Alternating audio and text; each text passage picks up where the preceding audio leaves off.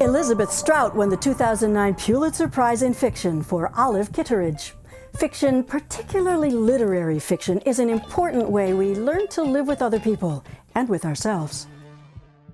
It's your book. Yeah. Once I write it and I give it to the reader, I'm very big on a relationship with the reader. I write for a reader who will need it, understand it, on whatever level they understand it. That's their, everybody will come to a book bringing their own life's experiences, and they will see it in their own way, and they should. So my job is to give the reader something that's on some level true enough that they can respond to it with their own life experiences. There's so many things that go into a piece of writing. There's the emotional truth. There's the story itself. Is it going to leave somebody feeling that they've been through an experience that was worthwhile? But then there's also the way it sounds to the ear. Which takes me to music. Yeah. Isn't that sort of the third leg on the stool? I think so. I think it should be.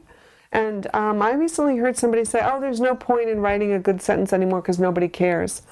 And, that's pretty depressing. And maybe it's true. I can't believe it's true. And besides, if it is, I don't want to think about it. Well, because I believe the way a sentence sounds is style is substance. And I believe that. And the way a sentence sounds and the density or the muscularity of a sentence is going to be connected to the heft of the story or the... That denseness matters too, doesn't it? It does. It absolutely does. And when I'll read stories or something, or it'll come across my, some subject that's very, serious. I mean, humans... Our lives are serious. I don't mean they're not hysterically funny. They are. But this is serious stuff we're all trying to do here. And so when I see sentences that are just like sort of spun off without a care, then it's directly affecting the experience of the emotional impact of that story, the gravitas, the resonance that one is hoping to strike.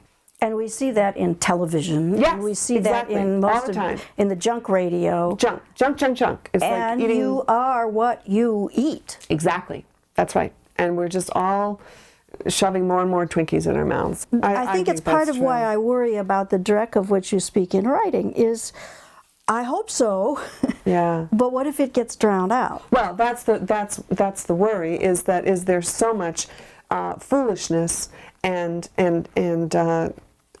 foolishness, that's what I think of it as. Is there so much of it, and are we becoming so accustomed to it that it just it's like a dust that's settling over the truer things that one would have hoped a number of years ago would endure. I don't know. There's no way of knowing, but one hopes that there's something in us that continues to reach for the pure and the simple and the honest.